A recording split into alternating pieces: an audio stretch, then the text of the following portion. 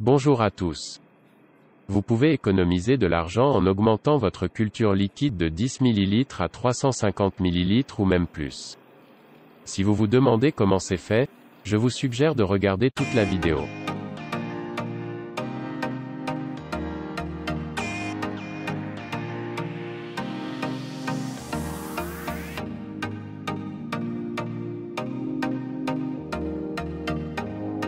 Avec cette méthode, nous aurons suffisamment de culture liquide pour expérimenter beaucoup. Et nous ferons des économies Nocta. Commençons.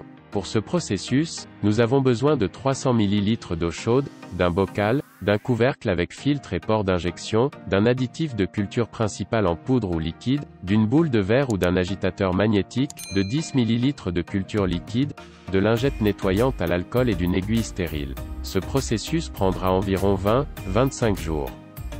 Et après environ 25 jours nous aurons obtenu 350 ml de culture liquide. On peut inoculer 1 kg de grains avec une seringue de 10 ml.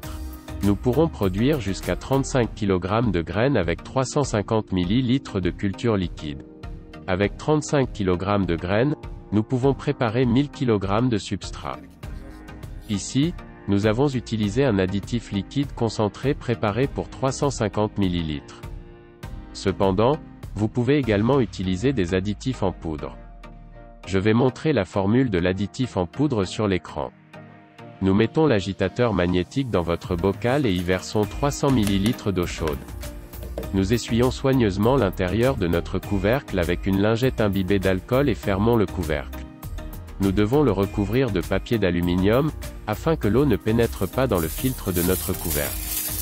Je mets une plaque de métal au fond du pot, et verse environ 500 ml d'eau. Après avoir placé le bocal dans la marmite, je ferme le couvercle et amène les réglages de pression au plus haut niveau. Je vais le garder haut jusqu'à ce que la vapeur sorte. Après l'éclatement de la vapeur, je vais baisser le feu et stériliser pendant 30 minutes. De cette façon, nous autoclaverons le pot et son liquide. Après 30 minutes, nous retirerons notre casserole du feu et attendrons qu'elle refroidisse toute seule pendant la nuit. Pendant ce temps, nous n'ouvrirons certainement pas le couvercle. Une journée passa et je sortis le bocal. J'utiliserai un masque et des gants aujourd'hui pour des raisons d'hygiène. Même notre haleine peut transporter des spores de moisissure et des bactéries en suspension dans l'air jusqu'à la pointe métallique de notre aiguille. C'est pourquoi vous devez être prudent. Je nettoie tous les matériaux avec de l'alcool isopropylique. Plus précisément, j'essuie soigneusement le couvercle et le port d'injection avec de l'alcool. Je vais maintenant sortir délicatement l'aiguille stérile de sa pochette et le capuchon sur la tête de la seringue.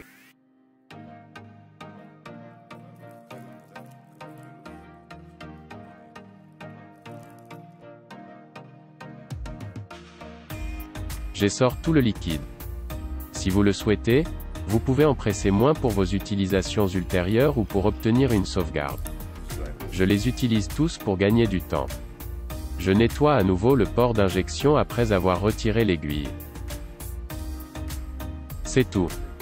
Le liquide dans le bocal peut sembler flou les premiers jours à cause du sucre caramélisé. Cependant, à mesure que les ifs se développent, le liquide devient clair et les ifs commencent à apparaître clairs. Pendant 20 jours, je remuerai le pot pendant 1 à 2 minutes chaque jour.